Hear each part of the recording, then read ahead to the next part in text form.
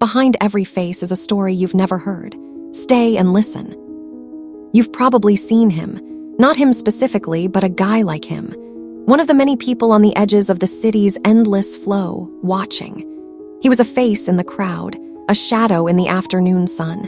But if you had looked closer, you would have seen something in his eyes, the desperate exhaustion of a man at the end of his rope. His name is James, and a month ago his life had been a series of closed doors. He had a university degree, but it was just a piece of paper. It didn't open the right doors. It didn't pay the rent. Every day, the eviction notice taped to his door was a harsh reminder of his reality. It was a countdown, a cruel timer ticking away the moments until he became just another ghost on the street. The thought of his mother was a constant, heavy weight on his shoulders. Back in the village, she was relying on him to send money for her medical bills. The pressure was a physical thing, squeezing the air from his lungs. He had tried everything. The applications he sent out seemed to vanish into a black hole. The odd jobs he found paid just enough to make him feel like he was drowning slowly instead of all at once. One sweltering afternoon, James found himself on a corner where two of the city's busiest roads met. The traffic was a living, breathing monster, a chaotic symphony of blaring horns and roaring engines. And there in the middle of it all was a man in a crisp yellow vest. He wasn't an official. He was just a traffic warden, an unofficial king of the chaos. He waved cars through, a small, confident flick of the wrist, and with every wave, a driver would press a crumpled note into his hand. James watched him for a long time. The man seemed to have a kind of power, a control over the anarchy. He was making more money in an hour than James was in a day. A terrible, gnawing thought started to grow in James's mind. It was a small seed of an idea, ugly and dangerous. He went home that night and looked at his reflection in the dark window. Who was he, really?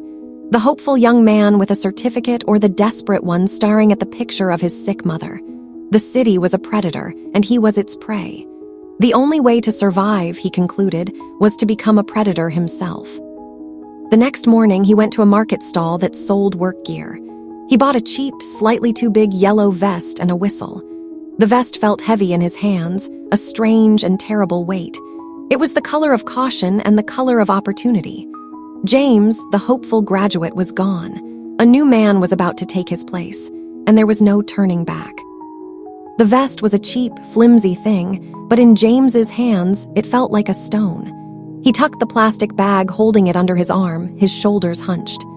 A pair of real traffic wardens stood at the next intersection, their white shirts starched, their salutes sharp and practiced. James kept his eyes on his feet, walking past them as if he were just a ghost. He found a quiet alley off a side street, where the smell of stale cooking oil and damp earth hung in the air. He pulled the vest out of the bag. The fabric was a harsh, shocking yellow under the afternoon sun. He put it on, the material scratchy against his skin, and tied the whistle around his neck. The small metal object felt cold against his chest, a strange, heavy weight. Stepping out from the alley was an act of raw courage. His legs felt like lead. He stood at the curb, an island in a sea of rushing cars. His heart pounded against his ribs, a frantic drumbeat of terror and adrenaline. He watched the cars, trying to mimic the practiced motions of the man he'd seen yesterday. He took a stuttering breath, raised his hand, and blew the whistle. The sound was a pathetic, airy squeak. A car slowed. The driver, a tired-looking man with worry etched into his face, rolled down his window. James's mind went blank. His throat was dry. "Sir, your indicator," the words came out in a hoarse whisper. "It was on for too long, a fine." The driver looked at him, not with fear, but with a weary, knowing look. He sighed, reached into his wallet, and without a word handed James a small, crumpled note. The exchange was over in seconds. James's hand trembled as he took the money. He felt a wave of shame, cold and bitter. But then his eyes fell to the money, and he saw his mother's face in his mind. The shame still lingered, but it was being pushed back by the cold, calculating relief of having a little money in his pocket. He adjusted the vest, a tiny, almost imperceptible straightening of his shoulders. His heart was still pounding, but it was a little less frantic now. He was on the wrong side of the law, but for the first time in a long time, he felt a strange sense of control. He was no longer just James, he was the man in the yellow vest, and he had a job to do. Days bled into a blur of whistles and hand gestures. James found a strange kind of rhythm in the city's chaos. He learned to read the traffic like a language, anticipating a turn before the driver even signaled it, knowing which lane would snarl up next. The yellow vest, once a heavy weight, now felt like a second skin. His movements became fluid, confident. The stuttering breath of his first day was gone, replaced by a sharp, commanding blow of the whistle. He had a routine now.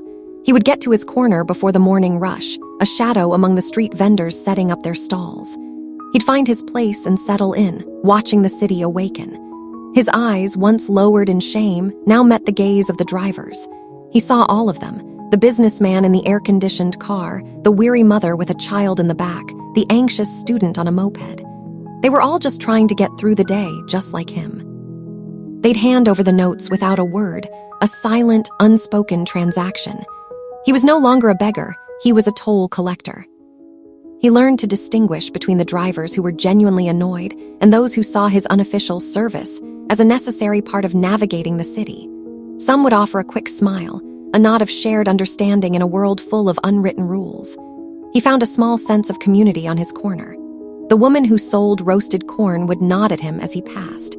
The newspaper boy would shout a greeting. They were all hustlers, and he was just one of them. He wasn't invisible anymore. Each night, he would go home with enough money to quiet the growl of hunger in his stomach and the loud dread in his mind.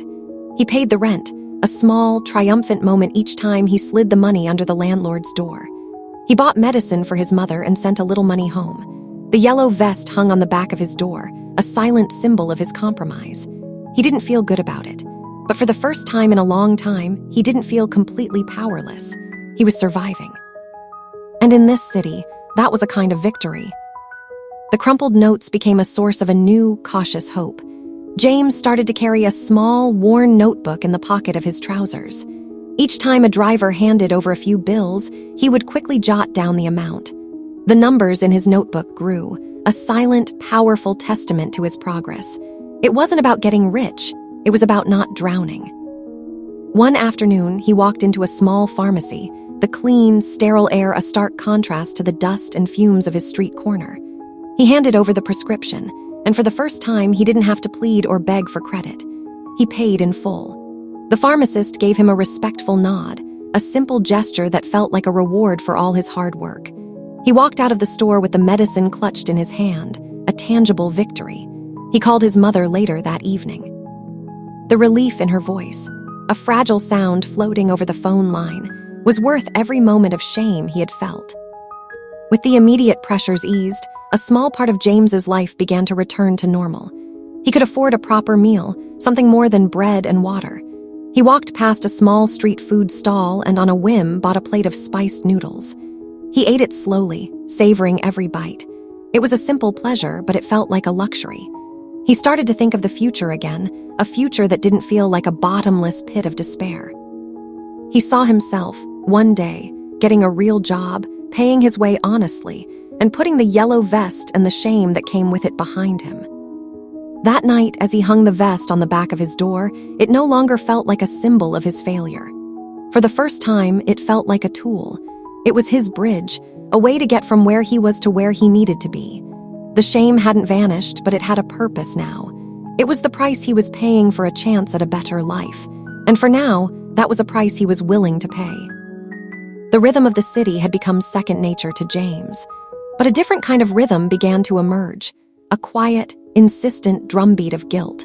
It started with the small things. He would see the frustrated sigh of a driver who was clearly in a hurry, perhaps late for a meeting or rushing to an emergency. He'd watch them hand over the money, a small gesture that felt like a painful compromise. One morning, a beat-up car, its windows rattling, pulled up. Behind the wheel was a woman, her face streaked with tears. A little boy sat beside her, clutching a bag of what looked like medicine. James raised his hand to stop them, his whistle at his lips. But when he saw the desperation in her eyes, his hand froze. He lowered it slowly. The woman saw his hesitation and whispered, "Please, my son is sick." James just gave a small nod and waved her through. As the car drove away, he felt a knot of shame tighten in his stomach. He wasn't helping anyone. He was just another obstacle in an already difficult world. Later that day, he overheard a conversation between two drivers stuck in traffic. One complained about the fake wardens who were preying on people, adding to the city's problems.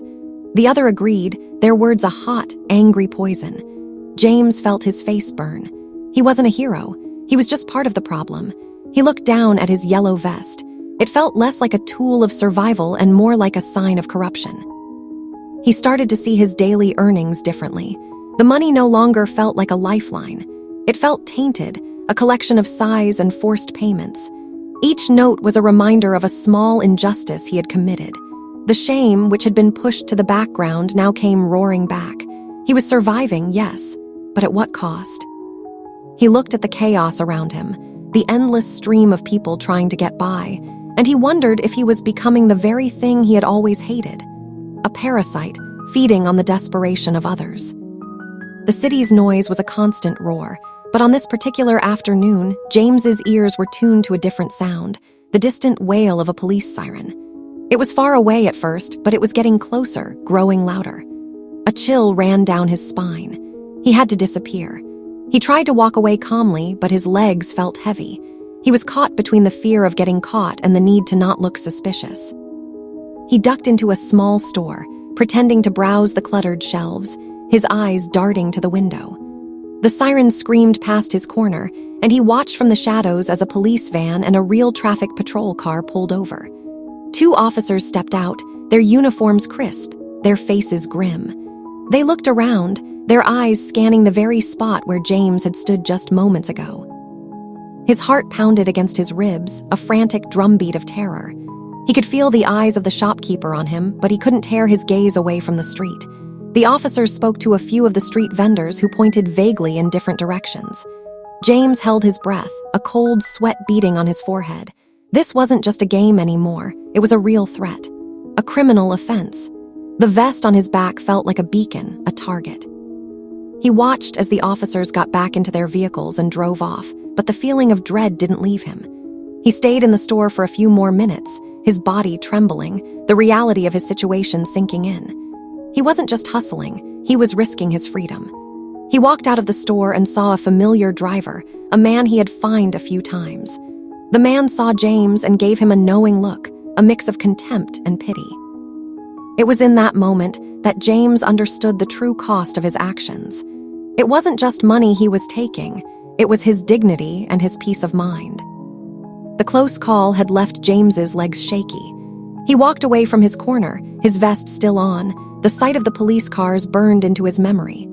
The city, once his kingdom, now felt like a vast, dangerous game he was losing. The air felt heavier, the sun hotter. He found himself walking aimlessly, his eyes no longer scanning for potential customers, but for faces like his. He passed a young man in tattered clothes, his arms strained as he pushed a cart full of scrap metal.